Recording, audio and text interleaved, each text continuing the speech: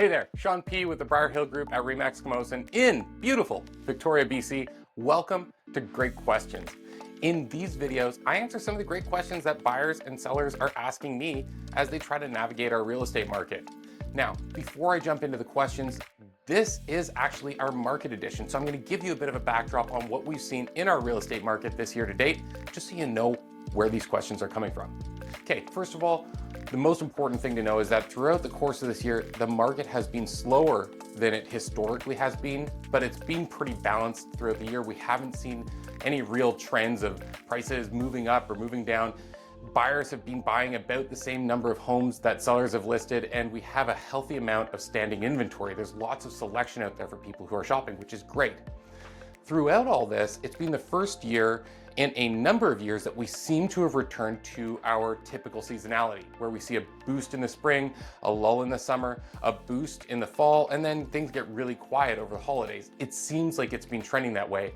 And I say it seems like it because, well, we seem to be having also a bit of a pickup throughout the course of November. We saw sales boost by 39%, and the reason is really simple. The smoking gun is that the Bank of Canada did a double rate drop in October, which puts us back into the range where buyers are starting to feel a lot more confident buying real estate because it's starting to feel a little wee tiny bit more affordable.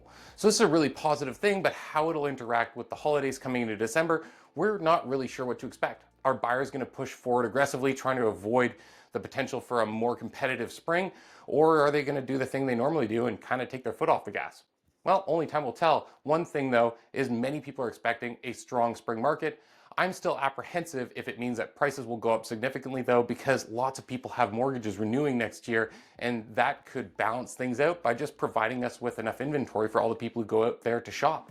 Okay, 2024 was the first year in a long time that the Victoria real estate market followed a traditional pattern of seasonality. So does that mean that the market's going to boom in the spring of 2025? Great question. And the answer is probably.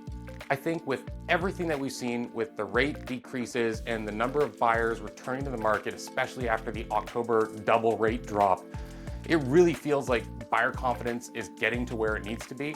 And there's a lot of people who are going to start shopping aggressively because they don't want to wait and see prices get away from them. With this said, what we're not sure about is how much inventory is going to hit in the spring of 2025 to meet it, because there are a lot of sellers who have held off, and frankly, a lot of people who are just feeling really tight with the way that inflation has treated us over the past few years. So we could see a tremendous amount of inventory surge to the market to meet buyer demand. And for that reason, I think we're going to see a huge number of sales, but I don't know how much prices are going to go up. I think they will trend in a positive, an upward direction, but it might not be as crazy as we're used to. So that's a positive thing for buyers who are shopping. Condos in Victoria have seen a pretty rough year in 2024. Moving into the spring of 2025, where we could see a real boost in activity in our marketplace, are condos poised for a rebound? Great question. And the reality is that condos will probably ride a similar wave to the rest of the market, while I don't think that they're going to outperform anything. And the answer to why this is really simple. The reality is that when our provincial government made short-term rentals of condos illegal in most of our urban markets, they essentially made it impossible for investors to make them work financially. What happened when they did this was all of the people that were doing short-term rentals were forced to either sell or put their condos up on the long-term rental market, the traditional rental market. And we flooded those markets, and there's not really enough demand to put them back in a really positive direction in terms of price. We just have a lot of inventory. So for the time being, condos will probably ride up the same amount that freeholds and townhomes do, but I don't think that they're going to outperform anything. Buyers in Victoria tend to take their foot off the gas around the holiday season. Now, with the threat of prices starting to pick back up in the spring, is it likely that buyers will become more aggressive than normal over the Christmas holidays?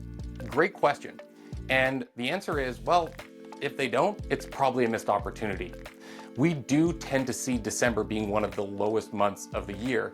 And with the recent double rate decrease and buyers over the past month since then having picked up their activity levels a little bit, I think we're gonna see a higher number of sales this December than we did the past few years. With that said, December is also a low month for inventory, so buyers who want to shop might be challenged by a lack of inventory to choose from. Moving into the spring, things are probably going to pick up. So if you see a home that you like this holiday season, pick it up. It's probably a great opportunity to avoid what likely will be a more challenging market for buyers in the new year. For the first time in a long time, the Victoria real estate market followed a more traditional pattern of seasonality throughout the year of 2024. Well, a lot of people are asking, is that a good thing? Is it good that we go back to having this traditional pattern of seasonality, or is the seasonality that our real estate market experiences part of the bigger problem? Great question. And my answer is, I don't think that seasonality has been our problem. Seasonality does tend to exaggerate upswings and downswings, but simultaneously, it's really useful to help people plan their lives. When we know that there's a predictable time of year where you should be able to achieve your goals in a short amount of time, it helps sellers confidently list their homes, and it gives buyers a cue as to when they should shop and what to expect. The problem our real estate market has seen has been aggressively low interest rates combined with a complete lack of inventory over the past decades. And this is a problem that's going to take a long way to see ourselves out of, but blaming something like seasonality isn't going to fix the problem. What we really need is a better supply of homes, and we need interest rates to remain at a place that allows buyers to feel comfortable purchasing without becoming so aggressive, fueled by free money like we've seen over the past few decades. Well, that's it for this week's Great Questions. If you haven't already, do me a solid. Like and subscribe to these videos so you don't miss anything else we have coming up and you help other people find us. If you have a great question, drop it in the comments. I'd love to answer it on one of my videos. And if you have a question about yourself or your plans, you can use the link in the description to connect with me directly. I'd love to help you get started. As always, I'm Sean P. Thank you so much for watching, and we'll catch you on the next one.